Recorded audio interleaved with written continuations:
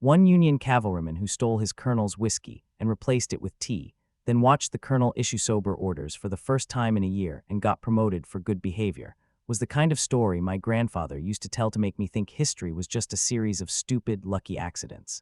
He'd sit on the back porch in Ohio, the kind of town where the summer air smelled like cut grass and diesel, and he'd laugh until his ribs rattled, completely oblivious to the fact that his grandson would eventually trade that quiet, predictable peace for a world where the only thing that tasted like tea was the muddy, recycled water coming out of a plastic bottle at a forward operating base. I was 21 when I signed the paper, and at 21, you don't think about how your life is a series of dominoes that, once pushed, only ever fall in one direction. You think you're the one pushing them. I thought I was signing up for career, maybe a way out of a dead-end job at the mill, a way to see the world before the world saw me, and decided I wasn't going anywhere. I had a girl, Sarah, with hair the color of wheat and a laugh that felt like a warm day in May, and I remember promising her, as if I had the power to stop the tides, that I'd be back before the leaves turned brown. I kept that promise technically, though I didn't come back the same person who left. And that's a distinction she spent years trying to reconcile before she eventually just gave up on the math. Back then, the world was simple. It was baseball games on Friday nights, the sound of my mother's screen door slamming shut, and the absolute, unshakable conviction that the universe was organized into neat little boxes. I spent my days hauling lumber, my back strong and my head full of dreams that were mostly just variations of being comfortable and staying put. There wasn't a war in my head then. There was just the horizon, and it looked like it was waiting for me. I'd sit in my truck, an old Ford with a rattle in the dash that drove me crazy, and imagine myself in a uniform, thinking it would make me look like the men I'd seen in old black and white photos, the ones who stood tall and never looked tired. It's funny, the things you think will make you a man. You think it's a uniform, a title, a distance traveled. You never realize that manhood is actually just the quiet, heavy realization that you're responsible for the space you occupy, and that sometimes that space is a hell of a lot smaller than you ever imagined it could be. The bus ride to Fort Benning was the first time the silence felt heavy. We were all kids, really. Fresh cuts, nervous energy, the smell of cheap cologne and hair gel clinging to us like a desperate perfume.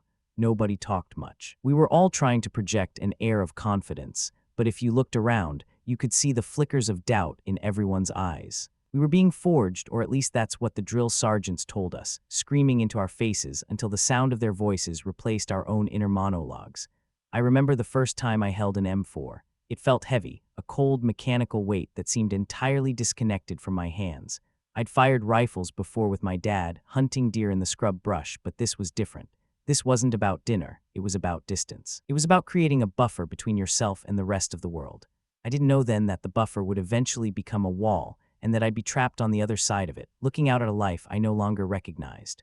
We laughed, of course. You have to. We made jokes about the MREs, the ones that tasted like wet cardboard and dreams, and we laughed about the way Sergeant Miller looked when he'd trip over his own ego during morning inspections. We found joy in the small stuff. A dry pair of socks, a working heater in the barracks, a 5-minute conversation on a landline that sounded like it was being routed through a trash compactor. I remember one night, sitting on a crate, sharing a tin of peaches with a kid named Miller, no relation to the sergeant, and just feeling happy. It was a stupid, fragile happiness, the kind that exists because you're choosing to ignore the shadow leaning over the edge of the map. He talked about his brother's new car, a cherry red Mustang, and I talked about Sarah, about the way she'd squeeze my hand when she was nervous. We were just two guys in the middle of a desert, eating lukewarm fruit, thinking that the biggest thing we had to fear was the sand in our boots. We didn't know then that those moments were the ones we'd spend the rest of our lives trying to crawl back to. The tension started as a low hum. It wasn't a spike in adrenaline. It was a baseline of anxiety that just became part of the atmosphere, like the humidity in July. We'd go out on patrol and the world would feel like a held breath. You learn to read the silence. You learn that a sudden lack of birds or the way the stray dogs look at you is information. You start to move differently, your muscles coiled, your eyes always scanning the horizon, looking for the telltale shimmer of heat or the odd placement of a rock that shouldn't be there. It's exhausting to live in a state of perpetual readiness. It changes the way your body works, your cortisol levels are permanently elevated, and you stop being able to relax, even when you're safe, even when you're home. You're always looking for the trap. I remember once walking through a village, the sun hitting my back and feeling a sudden, sharp clarity that this was it. That the rest of my life was just a slow motion reaction to the things I was seeing, the things I was becoming. I don't think I ever told anyone back home about the smell. That's the thing they don't capture in the movies. It's a mix of dust, burning plastic, diesel, and something else, something sweet and metallic that you realize eventually is the scent of things ending. It sticks to your clothes, to your hair, to the back of your throat. You go to wash it off, you scrub until your skin is raw, but it's still there, living in the pores of your memory. My sergeant. A man named Vance who had a face like a dried-up riverbed and eyes that had seen enough for 3 lifetimes, used to say that if you could still smell the coffee, you were still human. I liked coffee. I liked the way it felt in my stomach, the way it tricked me into thinking it was a normal morning in a normal life. We'd sit in the TOC, the lights flickering, the radio spitting out static and code, and we'd drink that bitter, oily liquid and pretend we were just office workers on a long, weird shift. It was a lie, but it was a necessary one. It kept the madness at bay. The missions began to blur. One day would bleed into the next, defined only by the equipment we cleaned and the maps we memorized. There was a rhythm to it, a dark, mechanical pulse. We'd head out before dawn, the world painted in shades of gray and blue, the trucks rattling against the corrugated earth. The anticipation was always worse than the action. Waiting for something to happen is a specific kind of torture. It forces you to invent monsters, to play out every worst-case scenario until you're trembling in your own skin. I'd pray not for anything big, not for peace or for the war to end, because that felt too large, too abstract, but for the truck to hold, for the comms to stay up, for the guy next to me to be okay. I felt a love for those men that I still can't describe without getting a lump in my throat. It wasn't just friendship, it was a fusion. We were parts of a single, fragile organism, and if one of us failed, the whole thing would collapse. I would have laid my life down for any of them, and I knew with a terrifying certainty that they would have done the same for me. There was a specific incident about 3 months in that sits in my gut like a lead weight. We were at a checkpoint, and the heat was so thick it felt like it was pressing against our chests, making it hard to take a full breath. The air shimmered, distorting the horizon until everything looked like a mirage. We were bored, a dangerous kind of bored, the kind that makes you careless. We were cracking jokes about what we'd do when we got back, who was going to buy the first round where we'd take our leave. Then a vehicle pulled up. It was just a civilian car, battered and dusty, the kind of thing you'd see in a junkyard back home. The driver was an old man, and his eyes were wide, darting around with a frantic, animal energy. We did the standard check. Everything seemed fine, but there was a feeling, a prickle at the back of my neck that something was off. I've never been able to shake the memory of that old man's hands on the steering wheel. They were shaking, just like mine were, but for entirely different reasons. I remember the way the radio static suddenly cut to a sharp, high-pitched whine. It was the only sound in the world for a few seconds. I watched the man reach down, his movements sluggish in the heat. And my hand went to my sidearm, not because I saw a weapon, but because my body had already decided something was wrong. My heart was thumping against my ribs like a trapped bird. I didn't think about my training. I didn't think about the rules of engagement. I just acted. I shouted for him to stop, my voice sounding foreign to my own ears, thin and desperate in the vast, empty space of the road. He looked at me then, really looked at me, and in his eyes I saw a reflection of my own exhaustion, my own fear, my own humanity. It was the most intimate moment of my life, standing there in the middle of a desert, with a gun pointed at a man whose only crime was being in the wrong place at the wrong time.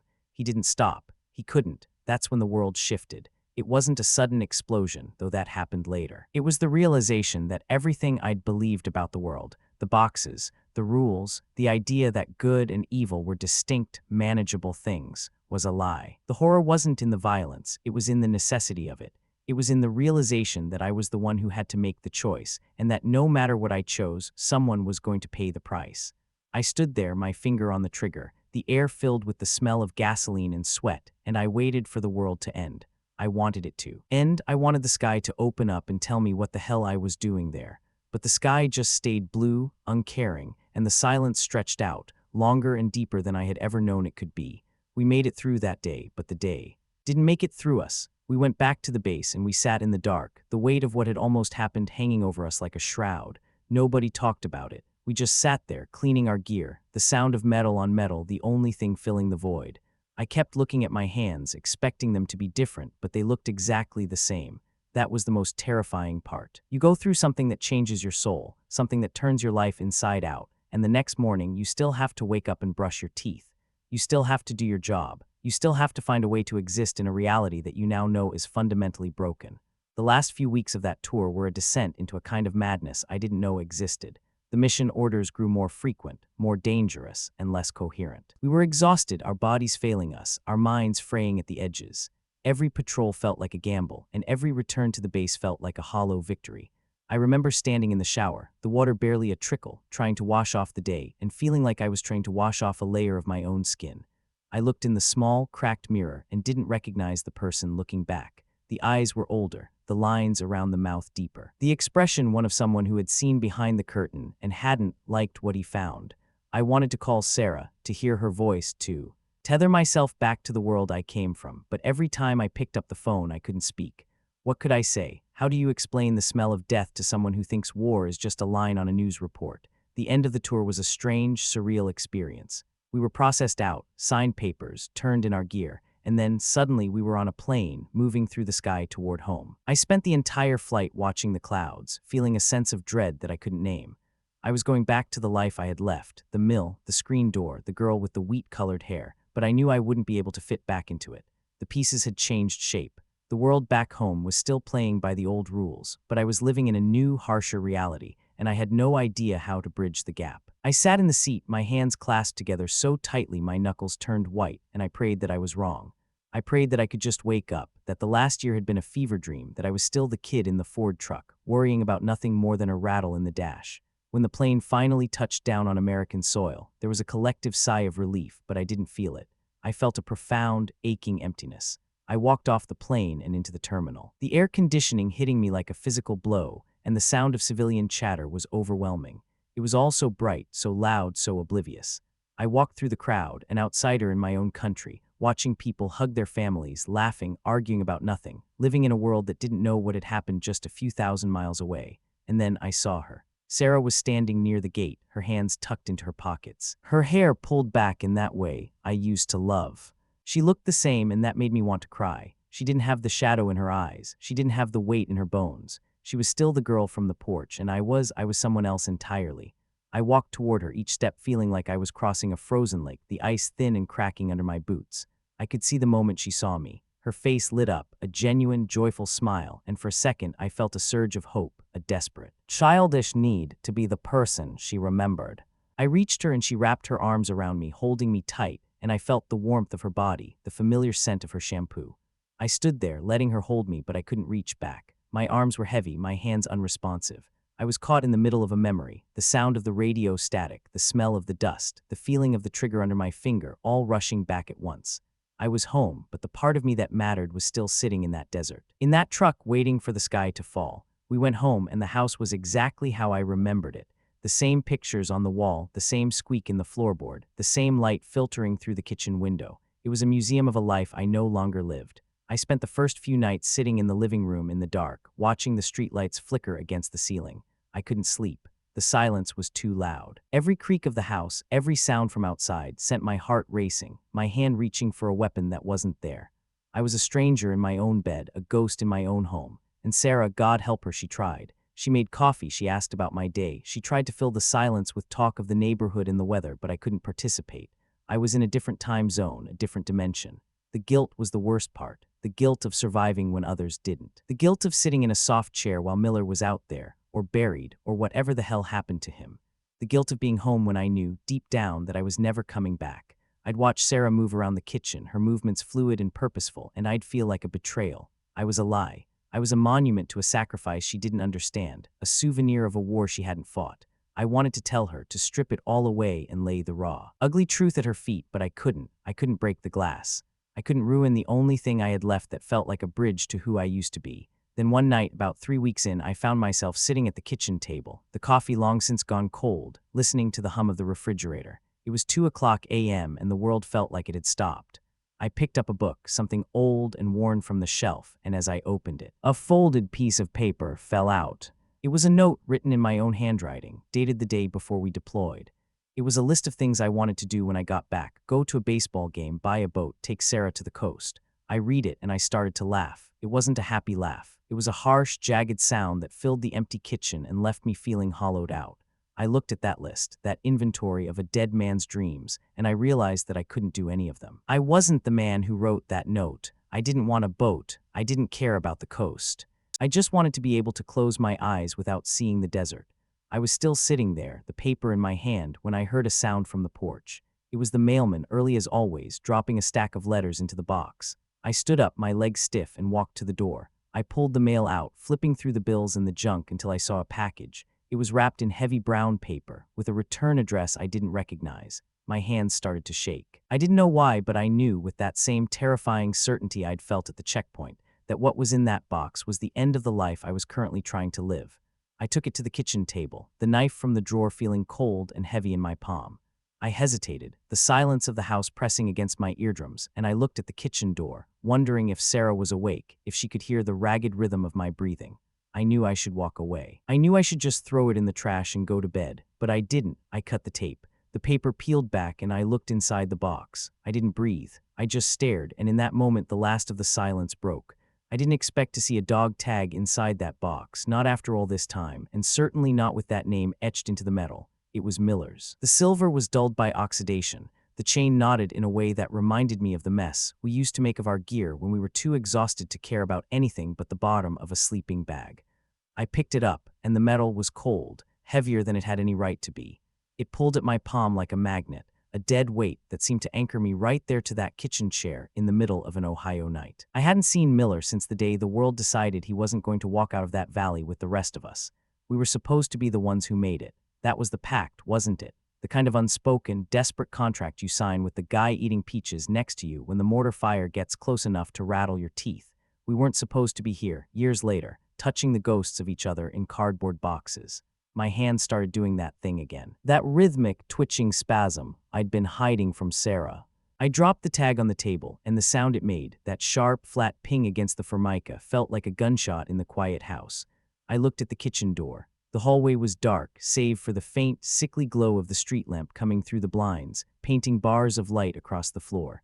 I felt like a prisoner in my own home, trapped in a house I didn't recognize, holding a piece of a man who didn't even get to reach the age where he'd have to worry about the rattle in his own truck's dashboard. I felt a surge of rage, hot and fast, directed at the box, at the mailman, at the entire world that continued to turn as if we hadn't left half our souls in the dirt. I wanted to scream, but the air wouldn't come. I was still holding my breath, still waiting for the ambush, still expecting the ground to rise up and meet my face. I sat there for hours. The sun started to bleed into the sky, turning the gray outside the window into a pale, bruised purple. That's when I heard Sarah's footsteps on the stairs. They were soft, hesitant, the way she walked when she knew I was having one of my nights and didn't want to startle me. I didn't look up. I stared at the dog tag, watching the light catch the deep, jagged scratch near the top, a mark he'd earned while we were digging out a position in the middle of a sandstorm that felt like it was trying to scour us from the face of the earth. I remembered that day. He'd been laughing, spitting sand, telling me that if he died, he wanted his tombstone to say he died doing something useful, like eating a sandwich. He was 19, and he was the funniest, most honest thing I'd ever encountered in that place. When she reached the doorway, she stood there for a long time, just watching me, her presence heavy and quiet. She didn't ask what it was. She knew better than to ask. She walked over, her bare feet making no sound. And she sat down in the chair across from me, but she didn't touch me. She just sat, letting the silence exist between us, a border we both knew we weren't allowed to cross. The thing about coming home is that you think you're returning to a place, but you're actually returning to a time that doesn't exist anymore. I looked at Sarah, at the way the early morning light hit her hair, and I realized I didn't know who she was anymore. I wasn't the man who had promised to be back before the leaves turned. I was a stranger who had moved into her house, bringing the smell of dust and cordite into her clean, quiet life. It felt like a crime. I had this urge to tell her to run, to go find someone who hadn't been hollowed out, someone who could look at her without seeing the flash of an explosion in the background. But I couldn't move. I was paralyzed by the sheer weight of her kindness. That was the most painful part, the fact that she was still capable of holding space for me when I had nothing left to give her, but the debris of a war she was only ever going to see on a flickering television screen. We didn't talk that morning. We just drank the coffee I'd made, the steam curling up into the air, and we watched the world wake up. People were going to work, cars were humming by, life was resuming its monotonous, beautiful pace. It was sickening. I felt like I was watching a movie in a language I didn't understand. The horror wasn't in the violence I'd seen, it was in the indifference of the peace. The fact that the world didn't stop, that it didn't even skip a beat when Miller's tag arrived in a box, made me want to tear the walls down. I finally stood up, my knees popping, and walked to the back door, stepping out onto the porch. The Ohio air felt thin and cold, nothing like the thick, heavy heat I'd lived in for so long. I looked out at the trees at the backyard where I used to play, and I felt nothing. No nostalgia, no joy, no relief. Just a profound, aching distance. That was the day I realized I wasn't going to be able to talk my way out of this. I couldn't explain the Miller thing, because how do you explain that your brother died for a patch of desert you can't even find on a map anymore? How do you explain that you're proud of him, proud of what you did, and yet you wish you'd never stepped foot on that bus to Benning? I was carrying two lives at once. The one I was living, eating toast and paying bills, and the one that was still unfolding in my head, where the sirens were still wailing and the adrenaline was still burning through my veins like ice water. I went back inside, and Sarah was still sitting there, her eyes fixed on the empty box. She looked at me then, really looked at me, and I saw the recognition in her face. She saw it. She knew I wasn't coming back all the way. She didn't look sad. She looked resigned. That was worse than grief. It was the look of someone who had realized they were mourning a person who was standing right in front of them. I didn't answer the letter that came with the box. It was from his mom, a short typed note saying she'd found it in his gear when it was returned, and she thought I should have it. She didn't know what I'd been through, didn't know that I was the one who was supposed to be watching his flank, didn't know that I was the one who had told him it was clear. I left the box on the table for 3 days. I couldn't bring myself to put it away, to hide it in a drawer. It felt like I was keeping him alive by keeping the evidence of his death in plain sight. I'd walk past it a dozen times a day, my eyes darting to it, a phantom pain flaring in my chest every single time. It was an anchor pulling me down, and I wasn't sure I wanted to cut the line. I wanted to stay in the middle of that pain because it was the only thing that felt real. It was the only thing that didn't feel like a lie. The tension started to bleed out into everything. I couldn't hold a job. I'd walk into the lumberyard, and the smell of the sawdust would trigger something, the way it reminded me of the pulverized concrete, and I'd just have to leave. I'd walk out, drive until the gas gauge hit E, and then just sit in the truck waiting for something to happen. Anything. A car to backfire, a dog to bark, a reason to be alert. I was a hunter without a hunt, a soldier without a war, and it was eating me alive. I started to have those dreams again, the ones where we were back in the patrol, the heat rising off the road in shimmering waves, the radio static screaming in my ears. I'd wake up soaked in sweat, my heart hammering against my ribs, and I'd look at Sarah, who would be staring at me with that same resigned, terrified look. She'd reach out a hand, but she'd stop before she touched me, as if she were afraid I'd shatter into a million pieces. And the truth was, she was probably right. I started to go to the park, just to sit and watch people. I needed to see if anyone else looked like me, if anyone else was carrying around a version of themselves that didn't belong in this world. I'd watch the old men on the benches, the ones who had been to Korea or Vietnam, and I'd wonder if they ever stopped checking the perimeter. I'd wonder if they ever felt that same, gnawing guilt that made them want to crawl out of their own skin. One afternoon, an older guy sat down next to me. He didn't look at me, just stared straight ahead at the kids playing on the swing sets. He had the same look I did, that distant, hollow-eyed stare. We sat there for a long time, not saying a word, just existing in that shared, heavy silence. He didn't ask me where I'd been, and I didn't ask him. He just nodded once, slow and deliberate, and he tapped his fingers on his knee. It was the most honest conversation I'd had since I got home. I realized then that I wasn't alone, but that didn't make the isolation any less absolute. We were all carrying our own private graveyards, and we were all, in our own way, trying to figure out how to walk through the world without letting anyone see the headstones. That was the night I decided to start keeping a log, not a diary I couldn't handle. The idea of writing down my feelings, but a list of the things I saw, the things I remembered. I'd sit at the kitchen table, the Miller dog tag sitting in front of me like a talisman, and I'd write down the names of the men in my unit, the places we'd been, the specific way the light hit the dust at sunset. I'd write about the sound of the Humvee's engine, the taste of the MRE crackers, the way the sergeant used to chew his tobacco until his teeth were stained black. I was documenting a ghost story. I was trying to preserve a world that had ceased to exist, a world where the only thing that mattered was the person standing next to you. It was a way to organize the madness, to keep the memories from bleeding into each other until there was nothing left but a chaotic, terrifying mess. Sarah stopped asking. That was the real shift. She stopped trying to pull me back to the world of Friday night baseball games and Sunday dinners.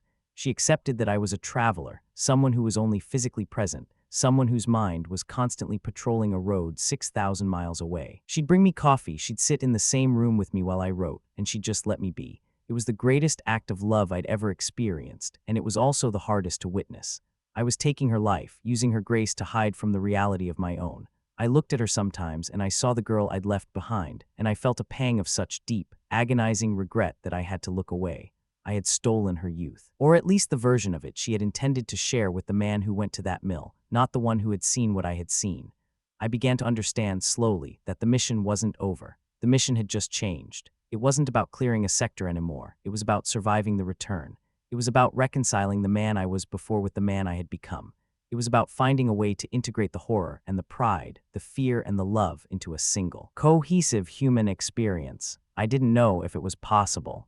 I didn't know if the pieces would ever fit together again, but I knew I couldn't just keep running. I couldn't keep checking the exits every time I walked into a room. I couldn't keep treating every civilian car like a potential threat. I had to find a way to let go of the perimeter, to trust that the ground under my feet was safe, even if I couldn't see the hazards. The most difficult part, even now, is the quiet. When the house is dark and the only sound is the rhythmic thrum of the refrigerator, I still feel the urge to call out to check the comms, to make sure everyone is still there. I still feel the phantom weight of the M4, the drag of the gear, the heat of the desert.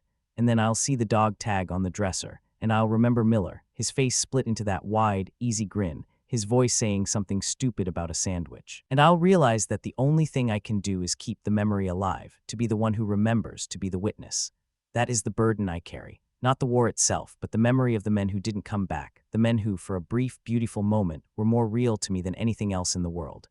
I'm sitting here now in this dim living room, the coffee gone cold hours ago, and I finally understand what that counselor meant. He wasn't trying to fix me. He was trying to get me to sit with the ghosts, to acknowledge them instead of trying to outrun them. I've spent so much time, so much energy, trying to shove those memories into a dark box and bury it, but they're like seeds, they just keep growing. They grow in the cracks of my life, in the silences of my marriage, in the spaces between my breaths, and maybe that's okay. Maybe the point isn't to get rid of them, but to find a way to live with them, to let them be part of the landscape of my life, even if they're the jagged, sharp parts. I still have the letter. I've never answered it. What could I say? Thank you for the tag. I'm sorry your son didn't get to come home to a sandwich. There are no words for the kind of loss that sits in that box, but I keep it. I keep it on the shelf, next to the photos of Sarah, next to the things that remind me of who I was before. It's a part of me just as much as the scars on my hands or the tremor in my grip.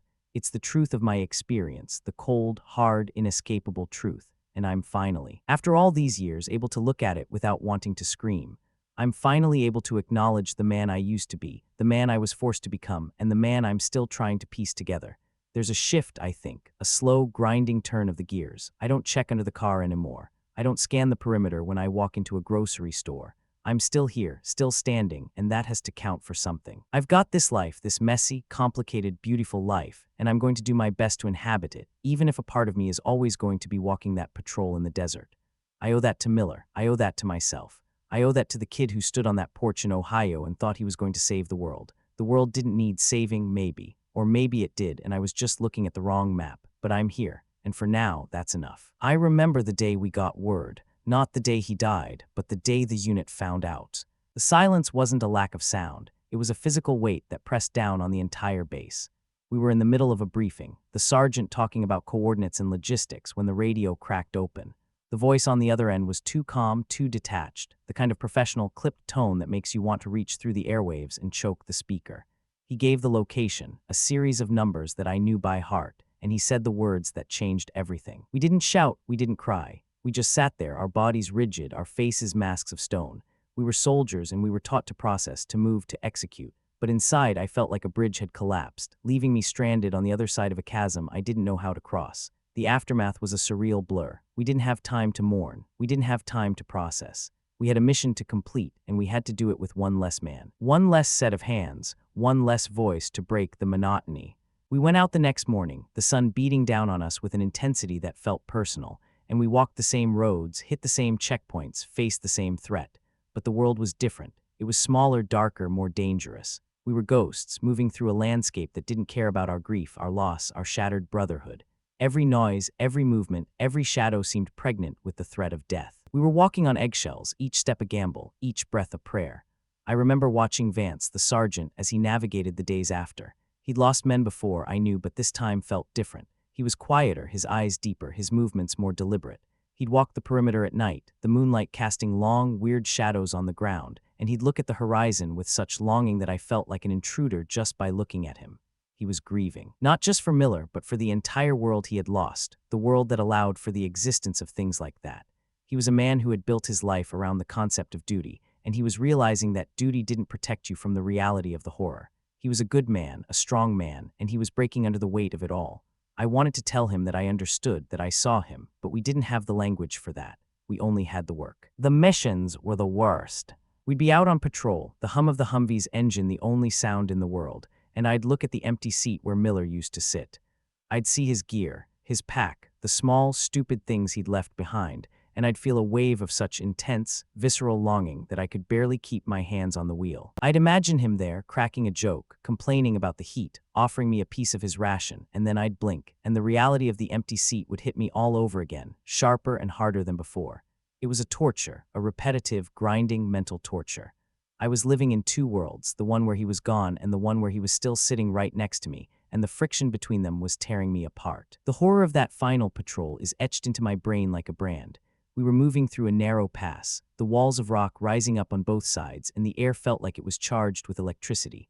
We were all hyper-aware, our eyes scanning the high ground, our fingers hovering over our triggers. And then the silence was shattered, not by an explosion, but by a sound I'll never forget, the low, guttural whine of an engine that didn't belong.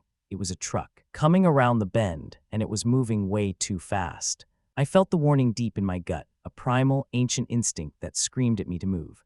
I shouted, but my voice was lost in the roar of the engine. And then the world exploded. It wasn't a single blast. It was a chain reaction, a cacophony of sound and light that felt like it was ripping the world apart. The truck, the rocks, the very air, all seemed to dissolve into a chaotic, terrifying maelstrom of fire and debris.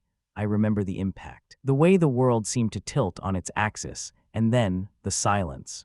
A silence so profound, so heavy that it felt like the end of time. I lay there in the dust, the air filled with the smell of burning metal and gasoline, and I couldn't move. I couldn't breathe. I couldn't even think. I just lay there, the sky above me a cold, uncaring blue, and I waited for the world to start again. I felt a weird, detached calm, as if I were floating above the scene, watching a movie about someone else, someone I didn't even know. I eventually sat up, my limbs heavy and sluggish, and I looked around. The Humvee was a twisted pile of metal, the air shimmering with heat and smoke, and then I saw them, the others, or what was left of them.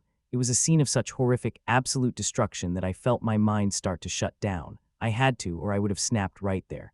I crawled over to the wreckage, my hands shaking so hard I could barely grasp the metal, and I started to search. I was looking for survivors, for anything that could tell me that I wasn't alone, that this wasn't the end. But there was nothing. Nothing but the smell of death, the silence, and the shattered, broken fragments of a world that had existed only seconds before. I spent the next few hours in a daze, going through the motions, doing what I'd been trained to do even as my mind was screaming for me to stop, to just curl up and die. I cleared the area, I checked for threats, I reported in on the radio, my voice sounding steady, detached, a professional, even as my soul was weeping. I was a robot, a machine, a hollowed-out shell. I didn't feel anything. I couldn't. If I had allowed myself to feel even a fraction of the horror, I would have crumbled into dust. I was in the middle of a nightmare, and the only way to get through it was to keep moving, to keep acting, to keep existing in a state of suspended animation. When the recovery team finally arrived, the sun was low on the horizon, painting the landscape in shades of gold and blood. They looked at me with a kind of pity that I couldn't stand, but I didn't say anything. I just watched them as they gathered the remains, as they meticulously placed everything into body bags, as they worked with a clinical, detached efficiency that made my blood run cold. I was a ghost, a witness to the final chapter of my friends, my brothers, my life. I watched them load the bags onto the trucks, and I felt a profound, aching emptiness that I knew would never be filled. I was the only one left, the only one. The weight of that knowledge was so crushing that I felt like I was going to collapse right there in the dust under the vast, uncaring sky. We didn't talk on the way back to the base. The truck was silent, the road stretching out before us like a wound, and the only sound was the drone of the engine and the occasional sharp crackle of the radio. Everyone was deep in their own thoughts, in their own private hell, and we had nothing to say to each other. We were the survivors, the ones who had made it through, but in that moment, the word survivor felt like a lie. We were just the ones who had to carry the burden of the ones who hadn't. We were the ones who had to live with the memory, the ghost, the haunting echo of what had been lost. When we got back, the base felt the same, and yet it was entirely changed. It was a place of ghosts, a site of memory, a monument to the things we had lost.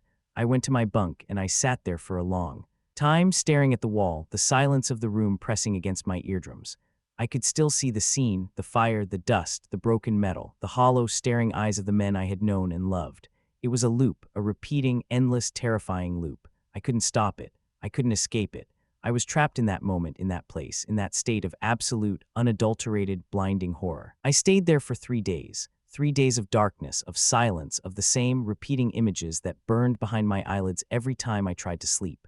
I didn't eat. I didn't drink. I barely even moved. I was a prisoner of my own mind, a prisoner of the memory that had defined my life. And then on the fourth morning, I got up. I washed my face, I put on my uniform, and I walked out into the light. I had to. The world was still turning, the mission was still ongoing, and I was still a soldier. I was a different soldier now, a scarred, broken, empty one, but I was still a soldier, and I had a job to do. I had to keep moving, I had to keep existing, I had to find a way to navigate the wreckage of my own soul. I was still there, right in the middle of it, still trying to make sense of a world that refused to provide any answers. And I knew, with a certainty that chilled me to the bone, that the nightmare wasn't over, it was only just beginning. The flight home was a 14-hour blur of stale air, jet fuel, and the constant, rhythmic droning of the C-17 engines that seemed to be vibrating the very marrow of my bones.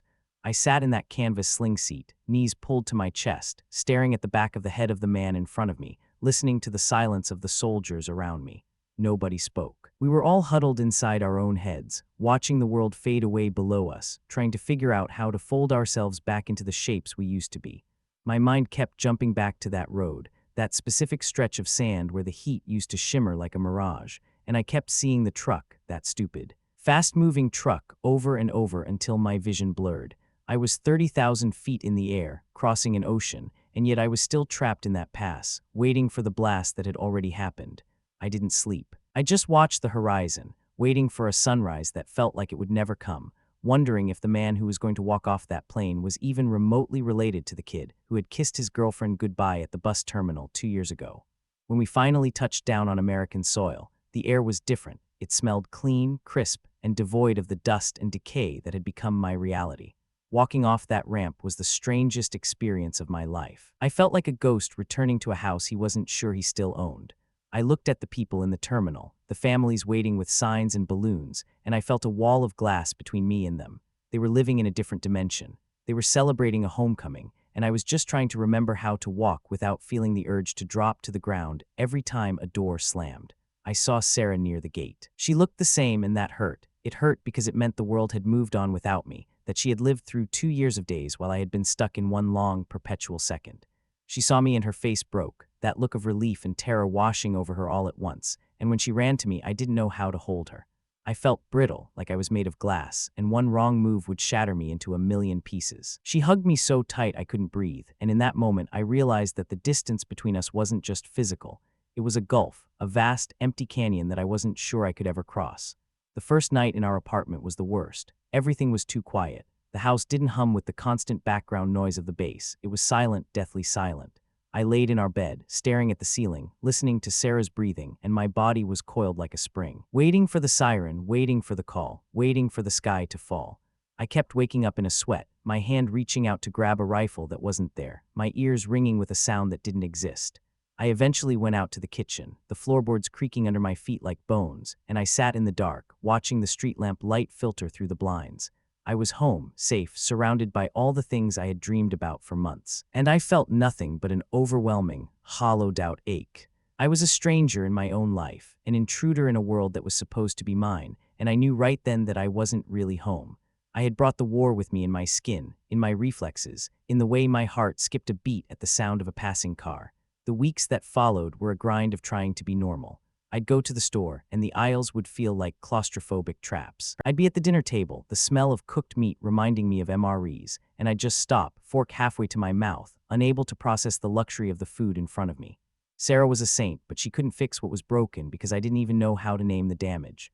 I'd try to talk to her, to tell her about the desert, about the men, about the way the light hit the sand at dusk, but the words would just die in my throat. They sounded small, insignificant, and entirely inadequate compared to the reality of the experience. How do you explain the sound of a life ending to someone who has never heard it?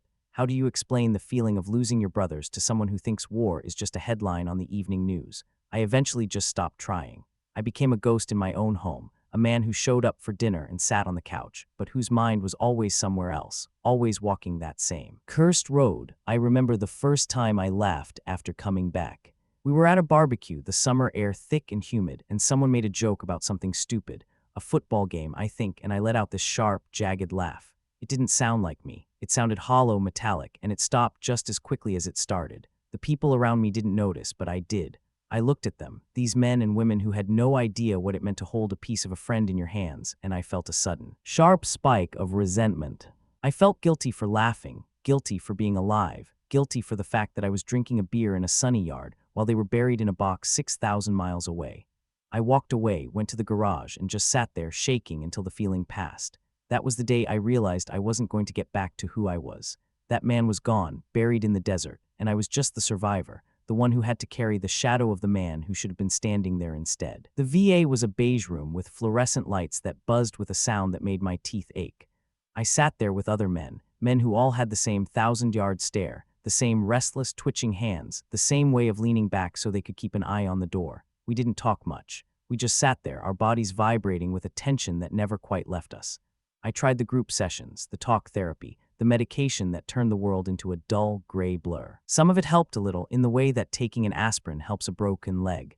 It dulled the pain, it made the edges a little less sharp, but it didn't fix the fracture. It didn't bring them back. It didn't make the memories go away. It just gave me a way to manage the load, to carry the weight without falling over every single day. I kept showing up, though. I kept showing up because it was the only place where I didn't have to explain myself. I was just another soldier, another broken piece of machinery, and that was enough.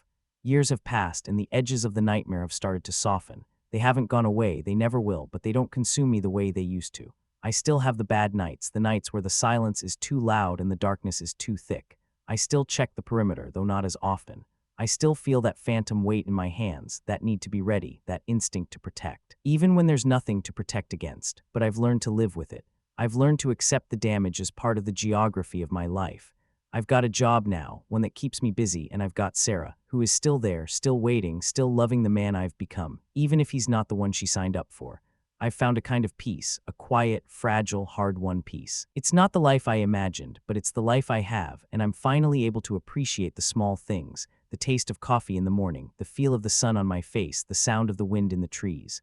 I don't go to the park as much anymore to watch the others. I've realized that we all have our own roads to walk, our own memories to carry. I've got my own, and that's enough. I'm still here. I'm still standing. That fact, that simple, brutal, beautiful fact, sits under everything I do. I am a man who has seen the world at its worst and has chosen to keep walking, to keep living, to keep hoping. It's a quiet hope, a small, stubborn thing that refuses to die, even after everything.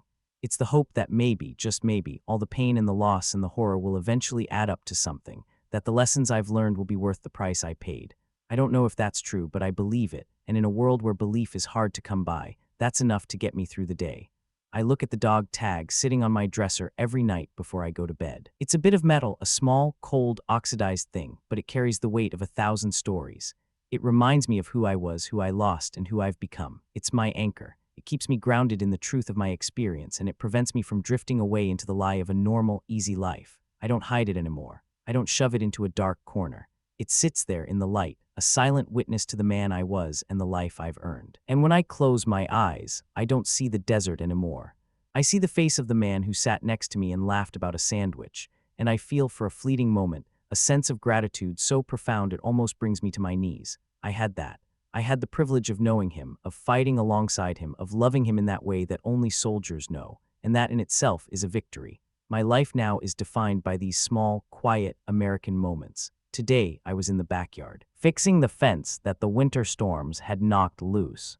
The wood was cold under my fingers, the air smelled like damp earth and cut grass, and for a moment I wasn't anywhere else. I wasn't on that road, I wasn't at a checkpoint. I was just a man in his own yard, doing the work that needed to be done. My daughter came out, running through the grass with a stick in her hand, her laugh bright and clear and absolutely, beautifully oblivious to the dark history that sat just beneath the surface of everything her father did. I stopped and watched her, the hammer hanging heavy in my hand, and I felt a surge of pride so deep it left me breathless. I had done my job. I had survived, I had come back, and I had built a space where she could be exactly that, a kid. I realized then that everything I had been through, every ounce of the horror, every moment of the grief, had been the price of that single, beautiful, quiet afternoon. I don't think I'll ever be completely whole again, not in the way I was before. There's a piece of me that's still out there, buried in that sand, waiting for the mission to end. But that's okay. I've got enough of myself left to be a father, to be a husband, to be a man who can look at the world and see both the light and the dark and choose the light anyway. I'm still learning how to be here, how to inhabit this space, how to navigate the complexities of a life that was almost taken from me. I'm still working on it. I'm still trying. And as long as I'm here, as long as I can feel the sun on my face and hear the sound of my daughter's voice, I know I'm doing the only thing that really matters. I'm living.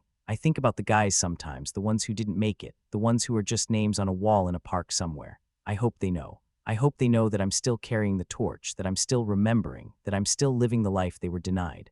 I hope they know that they aren't forgotten, that their sacrifice isn't just a number in a report, but a part of the bedrock of the man I am today. I think they do. I think that in the quiet moments, in the space between heartbeats, I can feel them there, watching, waiting, and maybe, just maybe, smiling at the man who finally figured out how to be home. It's a comfort, a small, fragile, honest comfort, and it's enough. I am not the man I was when I boarded that plane in the middle of a war, and I have stopped trying to find him. He was a boy who didn't know the weight of the world, and I am a man who has learned that the world is heavy and beautiful and terrifying and fragile all at the same time. I don't look for that boy anymore. I look for the man who is standing here in this room, on this floor, with the scars on his hands and the hope in his heart. I'm still here, and the silence in this house is no longer a threat. It's just a space. A space where I can finally breathe, where I can finally think, where I can finally just be. It's been a long road, and I'm tired, so damn tired, but I'm here. And for the first time in years, that's all I need to be. The coffee is cold now, the kitchen is quiet, and the morning sun is finally reaching over the rooftops of the neighbors' houses, turning the dew on the grass into tiny, glowing diamonds. I'll stand up soon, and I'll go into the living room, and I'll start the day, because that is what you do when you're still among the living. I'll open the door. I'll step out onto the porch, and I'll look at the world, and I'll choose to see it for what it is, not for what I fear it might become. I am a soldier who came home, and though the road was long and the cost was high, I am still standing, and I am still here. I walked through the fire, and I came out the other side, and the air here, it tastes like nothing I've ever known before.